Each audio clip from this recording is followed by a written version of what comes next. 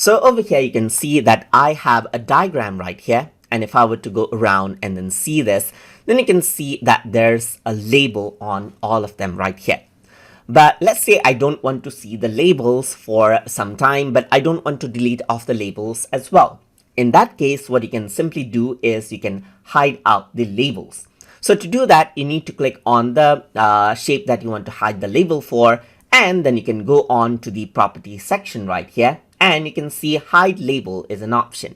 If you were to click on this, the text is still there, but the label is hidden for a while. You can go around and select out all right here just like this, but you don't see the label option when you select all. So you do need to click around the one that has the label option right here, and then you can hide the label. So over here for the shape, you can just go around and hide the label, and the text is not seen right here.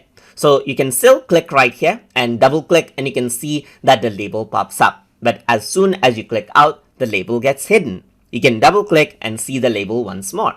So just like this, you can edit the label, but you don't see it.